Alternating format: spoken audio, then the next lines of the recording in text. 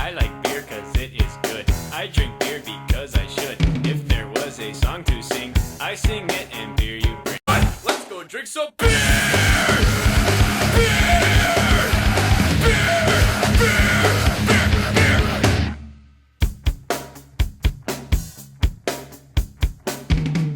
Hey everyone, welcome to another episode of the Homebrew Review. Before I get started, I just want to say hello and thank you to all my new subscribers. I hope you guys enjoy watching these as much as I enjoy making them, and thanks for all of your comments and everything that you people have said as well. You've all been very kind and very helpful, so thanks very much. Anyway, let's get back to business, shall we? Today's kit, which you probably gathered by the title, as I always say, is going to be Cooper's Mexican Lager. Now it's another one from the Cooper's range, who, like I said, they're pretty known worldwide, so hopefully most of you guys will be able to have access to this kit if you like what you see on this video. So, one thing with this kit, however, is I've made a slight customization to it, which I shall go through now. Again, I brewed the kit quite a while ago now, so I don't have a copy of the can anymore, which is a bit of a shame, but I've been keeping them now. So my last few brews I've been doing, but this was sort of before I brewed it quite a while ago. So you're just going to have to imagine what the can looks like, I'm afraid. I'll consult my notes now and give you a bit more information. So, it's Cooper's Australian Lager kit, which is made up of 1.7 kilograms of liquid malt extract with all the hops and everything added already, much as the same as all these other kits that you buy. Used the standard yeast kit that came with it, and I added 0.5 kilograms of dry malt extract, and I also added 0.5 kilograms of brewing sugar. So that's all that there. I also added, during the fermentation period, the freshly squeezed juice of 6 limes. You guys probably know that you tend to have a slice of lime with these lagers, so I thought, what the hey, let's just shove some limes in and see if we can get more of that citrus flavour coming through first of all, without having to cut up fresh limes every time. So that'll be quite interesting to see how that's worked out. I do know that citric fruits like that can affect the fermentation as well, so we'll see what's happened with that. The original gravity was 1034, the final gravity was 1006, which gives us an ABV of 4.3%, which is quite low actually. When I first brewed it many months ago now, it was about the third kit I ever brewed, I just used brewing sugar with that one, didn't add any limes or anything, and the ABV came out quite a bit higher. I'm not sure if I've got the notes here. No, I haven't got the notes to hand, but yeah. So yeah, trust me when I say that it definitely was higher than before. Okay, primary sugar, just use standard granulated sugar, half a teaspoon per 500ml bottle as normal. And the per pint price works out at 46p a pint, which is pretty damn good. And that includes the price of the limes as well. So there you have it. So that's the details out of the way. Let's get started with a bottle of this, shall we? Here she is here, as usual, 500ml PET bottles. Now, I bottled this on the 18th of the 2nd, 2012, or sorry for you American guys, 18th of Feb, 2012. So that makes it, where are we? It's the 28th of April today, I think, something like that. So it's getting on for just over 2 months old, probably about sort of 10 weeks old, which is really good. As you know from previous reviews, I wait at least 6 weeks before I review my beers, just to make sure they, condition quite nicely. So without further ado, let's grab a glass and pour it out. Now, not a huge amount of carbonation. There's a few bubbles rising off the bottle, but nothing to get too excited about. So I'm going to go for a straight pour and then tilt it a bit more towards the end. Saying that, there's not a bad amount of head coming off there. There's pretty much no sediment coming out either. It tends to happen though when you leave it in there for a while, so I'll just pop that bottle over there. Okay, now it's not very clear, as you can see there. Possibly due to chill haze, but it may be to do with the limes as well. So I shine the old torcheroo there.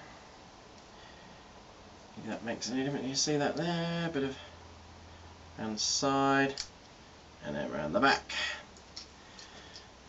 So let's have a quick whiff and see what we can smell. It's not really much of a smell at all. Not getting limes, not really getting much hops either. And look, head retention wise, you can see that head's pretty much gone already. And there's not a lot of bubbles either, which is a bit disappointing. But I did have the similar thing when I brewed it last time. Just doesn't seem to carbonate very well. I don't know if you guys have got any hints out there to help me with that. If so, please comment along the bottom. I'm more than happy to receive any advice on this one. So, without further ado, let's get stuck in.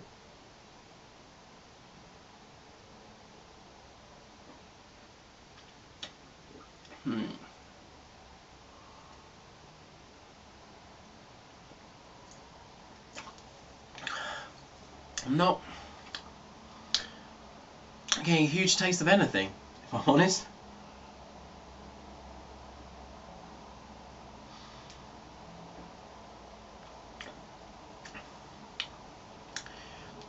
I'm getting the tiniest hint of the citrus coming through, the lime, very slightly, but it's very faint.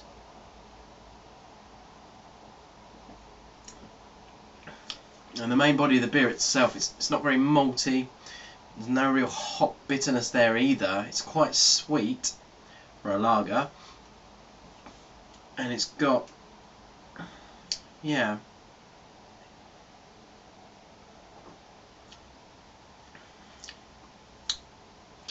it's okay, but it's not fantastic, if I'm honest.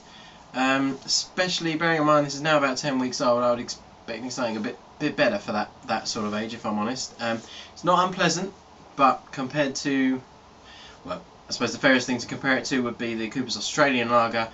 It's nowhere near there. If you're trying to compare it to something like Corona, it's not really there.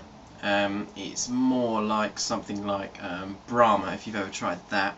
Not quite like Sol either. Like I said, might be the way I brewed it, I don't know.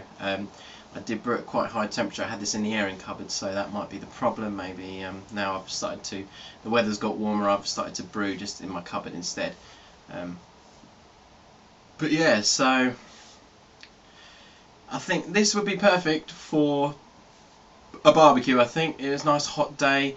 You don't want anything too heavy or too hard going. Then yeah, and as far as session beers go, I could quite easily, definitely quite easily, sink quite a few of those. So I suppose I'm going to have to give it a rating really. Let me have one more try just before I make my final verdict.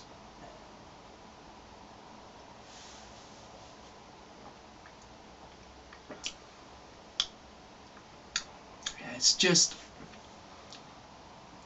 a complete lack of kick to it. You know, you would almost think you were drinking just a soft drink. There's no kick there to it at all. So I'm gonna give this 6.5. I think it's not bad. Like I said, it's okay. It's better than a Geordie lager, but it's, you know, the price is okay as well.